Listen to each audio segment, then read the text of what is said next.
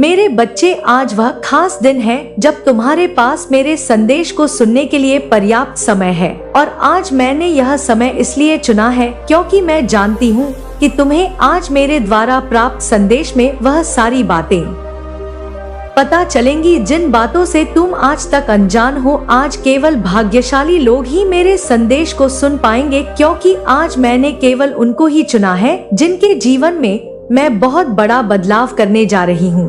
इसलिए यदि तुम भी इनमें से एक हो तो तुम्हारा जीवन अब कुछ ही पलों में ठीक होने वाला है। मेरे बच्चे, तुम्हारी माता की कृपा उन लोगों पर सबसे अधिक बरसने वाली है जो मुझे सच्चे दिल से याद कर रहे थे। आज बड़ा चमत्कार तुम्हारी जीवन में इंतजार कर रहा है जो तुम्हें मेरे द्वारा प्राप्त होगा। मैं तो तुम्हें बदलता हुआ देखना चाहती हूँ कि तुम कैसे अपने जीवन में कामयाबी की सीढ़ी चढ़ते हो। मैंने तुम्हारे लिए एक योजना बनाई है जिसे जानने के बाद तुम्हारे जीवन में कभी भी तुम गरीबी का मोह नहीं देखोगे। बस तुम्हें मेरे संदेश को बीच में नहीं छोड़ना है। यदि तुमने एक बार भी मेरे संदेश को बीच में छोड़ दिया तो मेरी कृपा तुम पर नहीं आएगी और तुम अपने जीवन में हमेशा के लिए पीछे रह जाओगे। मेरे बच्चे, इस संसार में हर किसी को धन की आवश्यकता पड़ती है, लेकिन कुछ लोग ऐसे होते हैं जो दिन रात मेहनत करते हैं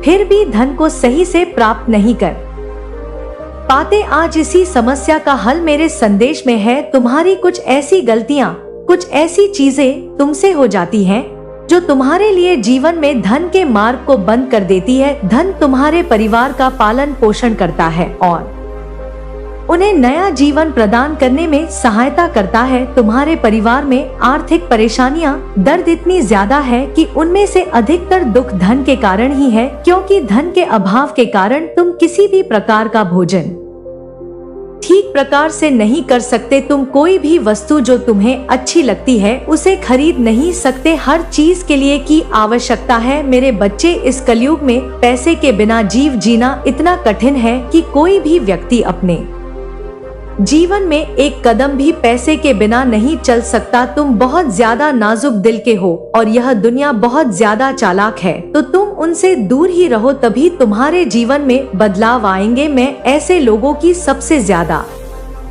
मदद करती हूँ जो किसी का दिल नहीं दुखाते हैं और दूसरों की सदा मदद करने के लिए तैयार रहते हैं।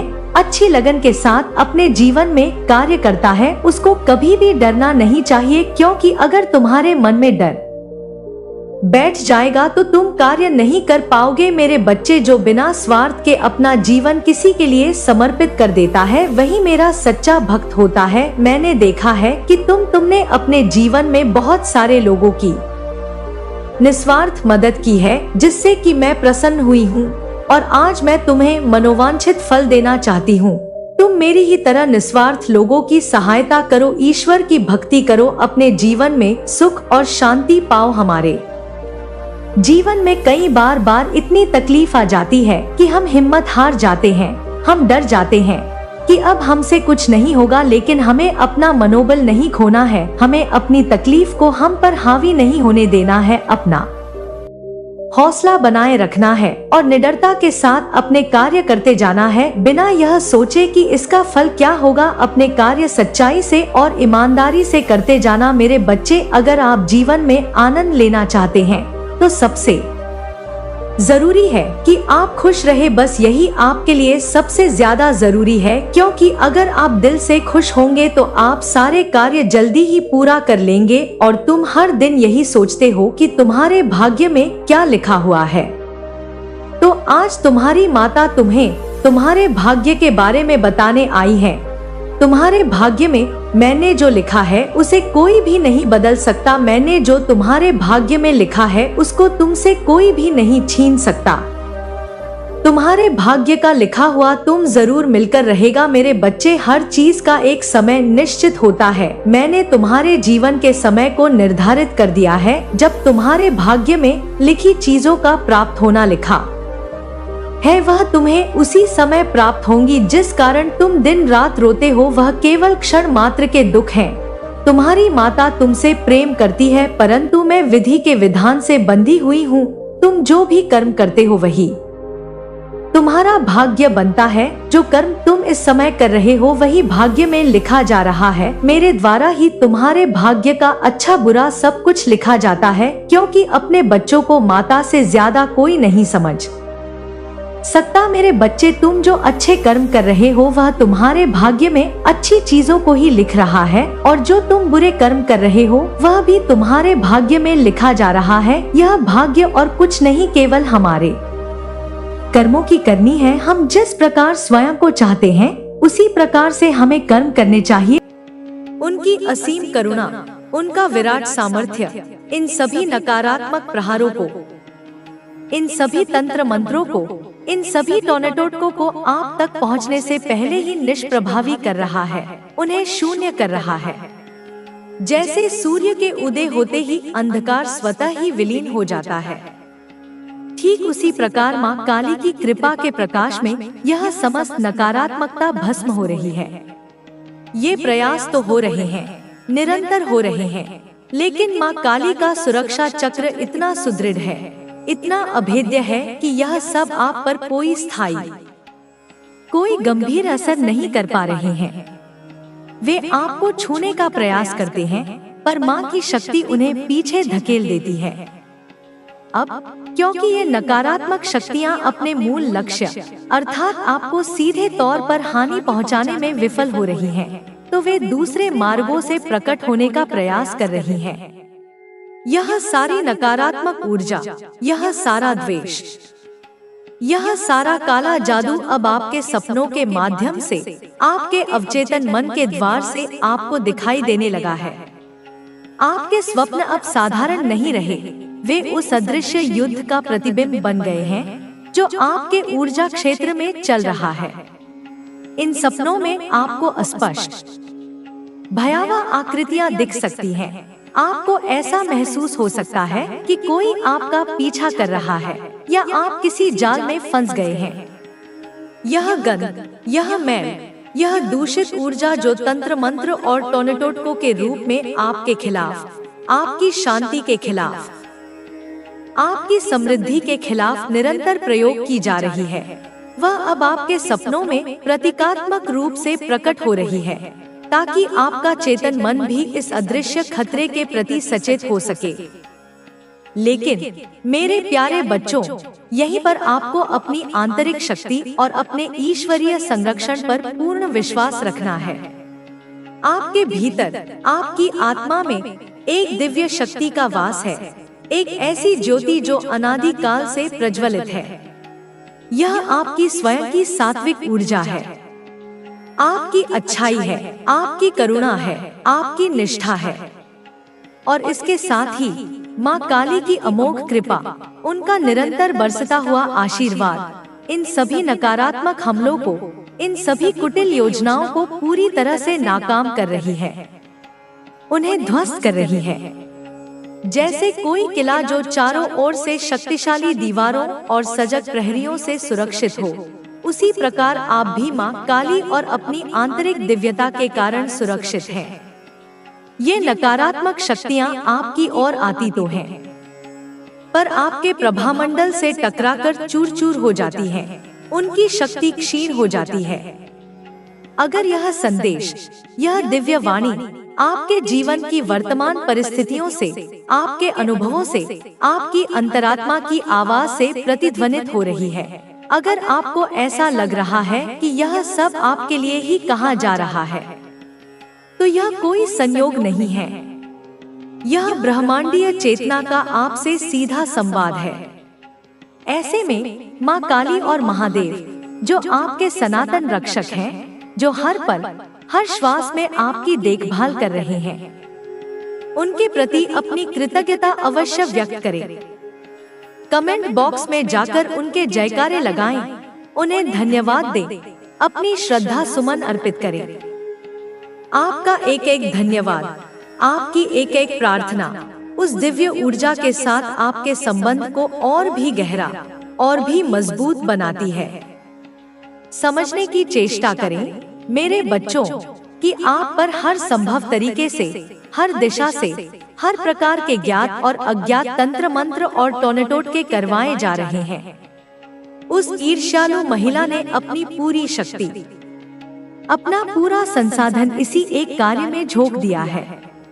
वह हर उस व्यक्ति के पास जा रही है, हर उस साधन का उपयोग कर रही है जिससे आपको कष्ट पहुंचाया जा सके। वह आपकी ऊर्जा को क्षीण करना चाहती है, आपके मार्ग में कांटे बिछाना चाहती है, आपको हताश और निराश देखना चाहती है।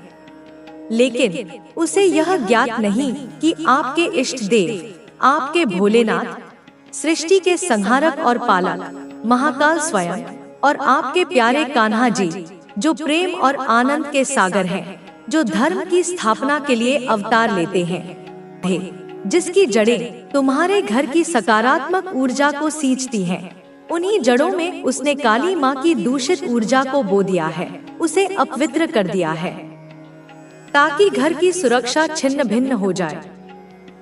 और वह महिला, वह स्त्री, वह भी कोई पराई नहीं है, कोई अपरिचित चेहरा नहीं है जिसे तुम पहचान न सको।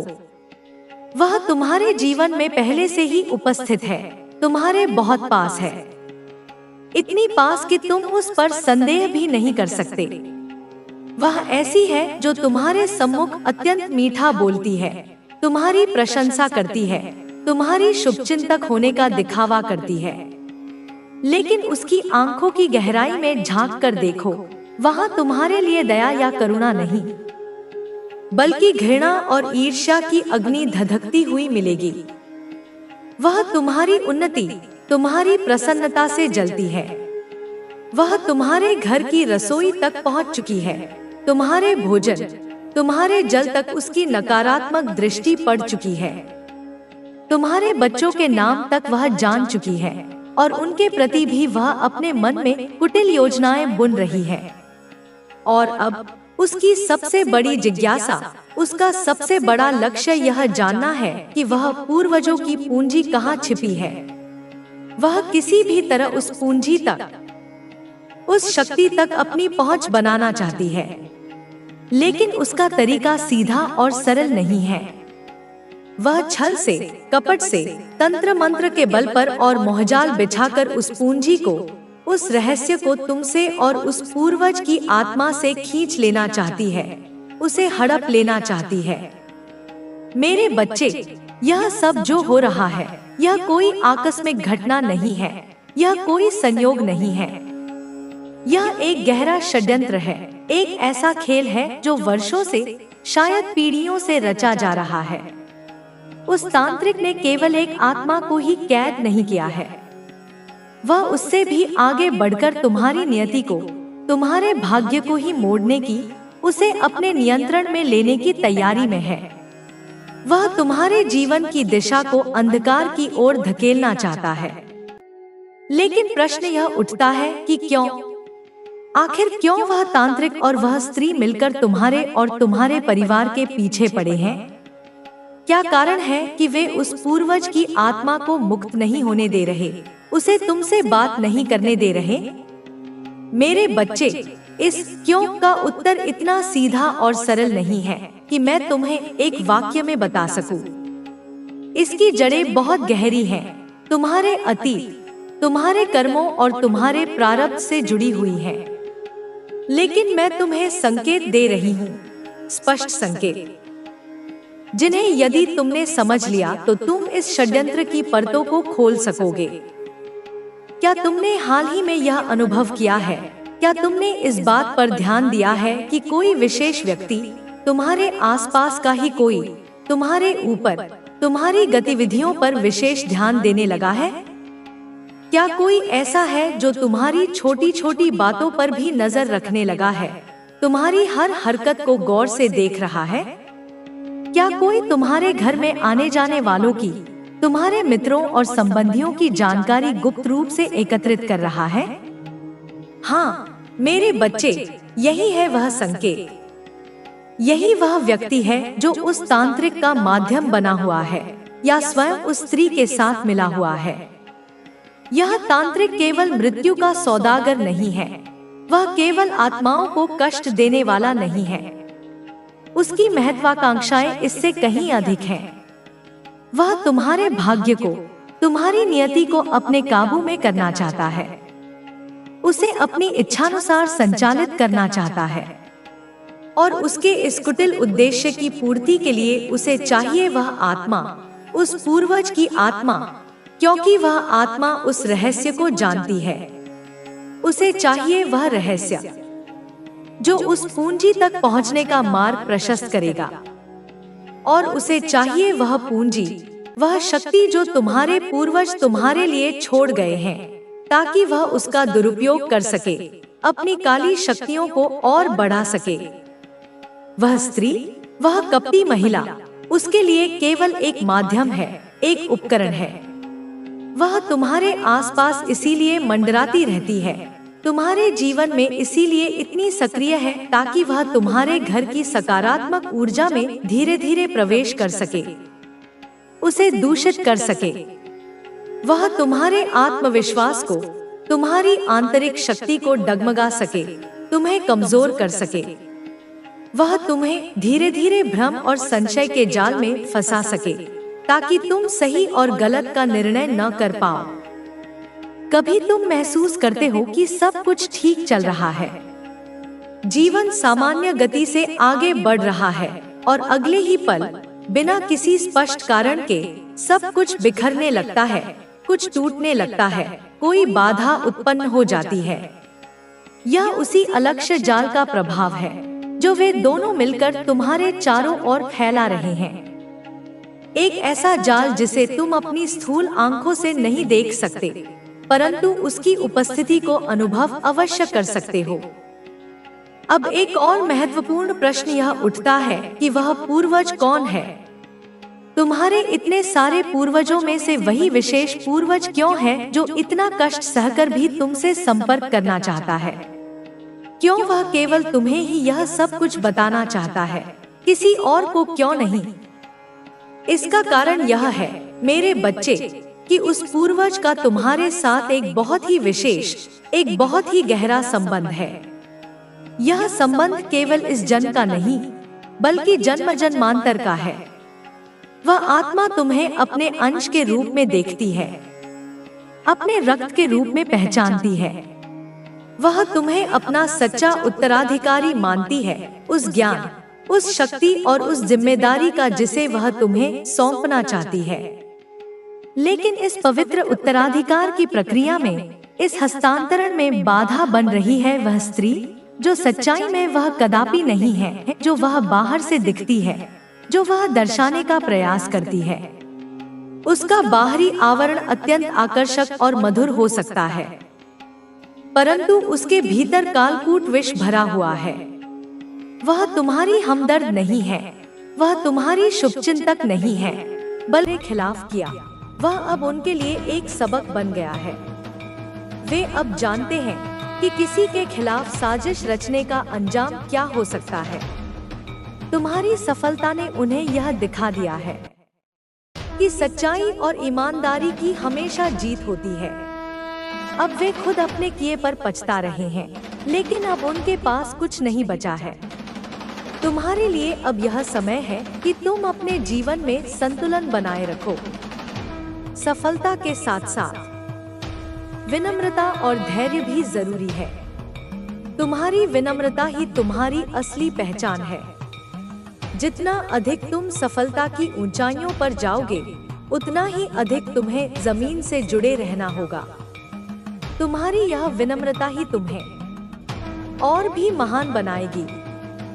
अब जब तुमने यह मुकाम हासिल कर लिया है, तो तुम्हें यह याद रखना होगा कि यह सिर्फ एक शुरुआत है। तुम्हारे सामने अब और भी बड़े अवसर हैं। तुम्हें अब उन अवसरों का सही तरीके से इस्तेमाल करना है। तुम्हारी यह सफलता सिर्फ एक पड़ाव है, मंजिल नहीं। तुम्हें अब और भी आगे बढ़ना है और भी ऊंचाइयों को छूना है। तुम्हारी यह जीत यह साबित करती है कि अगर इंसान सच्चे दिल से मेहनत करता है और अपने लक्ष्य पर ध्यान केंद्रित रखता है, तो वह किसी भी मुश्किल को पार कर सकता है। तुम्हारा संघर्ष और सफलता अब दूसरों के लिए एक प्रेरणा बन चुकी है। लोग तुम्हारी कहानी सुनकर अपने जीवन में भी आगे बढ़ने की प्रेरणा ले रहे हैं। यह समय तुम्हारे लिए एक नई शुरुआत का है। तुम्हें अब अपने जीवन में और भी ऊंचाइयों तक जाना है। तुम्हारी मेहनत, ईमानदारी और आत्मविश्वास ने तुम्हें इस मुकाम तक पहुंचाया है और अब तुम्हें इसे बनाए रखना है। तुम्हारी सफलता की यह कहानी अब अनंत तक चलती रहेगी और तुम हमेशा एक प्रेरणा बने रहोगे। तुम्हारी कहानी यहीं खत्म नहीं होती। यह तो बस शुरुआत है एक नए अध्याय की, जिसमें तुम्हारी मेहनत, लगन और आत्मविश्वास के बल पर तुम्हें और भी ऊंचाइयों तक पहुंचना है। जब इंसान कठिनाइयों से लड़ता है और सफलता हासिल करता है, तो उसके सामने नई चुनौतियां भी आती हैं। लेकिन तुम्हारा संघर्ष साबित करता है कि तुम किसी भी चुनौती का सामना कर सकते हो। अब जब तुमने अपने दुश्मनों को हराकर यह मुकाम हासिल कर लिया है, तो तुम्हें अपने भीतर झांक कर देखना होगा कि आगे की राह कैसी हो। सफलता का स्वाद मीठा जरूर होता है, लेकिन इसे बनाए रखना और भी बड़ी जिम्मेदारी होती है। तुम्हें अपने मूल्यों और सिद्धांतों पर अडिग रहकर आगे बढ़ना है, ताकि तुम्हारी सफलता सिर्फ अस्थायी न रहे, बल्कि स्थायी और प्रेरणादायक हो। तुम्हारी इस सफलता ने तुम्हें यह दिखा दिया है कि कठिन परिश्रम और सच्चे इरादे कभी व्यर्थ नहीं जाते। हर बार जब तुम्हें ऐसा लगा कि अब आगे बढ़ पाना मुश्किल है, तुमने खुद को संभाला और एक नई ऊर्जा के साथ आगे बढ़े। यह तुम्हारी आंतरिक शक्ति का प्रमाण है। अब तुम्हें इस शक्ति का सही दिशा में इस्तेमाल करना है, ताकि न केवल तुम खुद आगे बढ़ सको, बल्कि दूसरों के लिए भी प्रेरणा बन सको। तुम्हारी यात्रा में जो लोग तुम्हारे साथ थे, उन्होंने भी तुम्हारी सफलता में महत्वपूर्ण भूमिका निभाई है। तुम्हारे परिवार, दोस्तों और शुभचिंतकों ने तुम्हें हर कदम पर समर्थन दिया। उन्होंने तुम्हारे संघर्ष में तुम्हारा साथ दिया और तुम्हें कभी हार मानने नहीं दी। यह समय है कि तुम उनके योगदान को भी स्वीकार करो और उनके प्रति आभार व्यक्त करो। उनके बिना यह सफलता अधूरी होती। अब जब तुम्हारे दुश्मन तुम्हारी सफलता को देख रहे हैं, तो वे खुद को असहाय महसूस कर रहे हैं। उन्होंने तुम्हें गिराने के लिए जो भी साजिशें रची थी, वे अब उनके ही खिलाफ काम कर रही हैं। यह दिखाता है कि बुरी नीयत और गलत कामों का अंत हमेशा बुरा ही होता है। तुम्हारी सच्चाई और ईमानदारी ने यह साबित कर दिया है कि चाहे कितनी भी मुश्किलें आएं, अगर इंसान सही रास्ते पर चलता है, तो वह जरूर सफल होता है। तुम्हारी यह सफलता केवल बाहरी नहीं है, बल्कि यह तुम्हारी आंतरिक जीत भी है। तुमने न केवल बाहरी चुनौतियों का सामना किया, बल्कि अपने भीतर के डर और शंकाओं को भी हराया। यह सबसे बड़ी जीत है, क्योंकि जब इंसान अपने भीतर के डर को पार कर लेता है, तो कोई भी बाहरी ताकत उसे रोक नहीं सकती।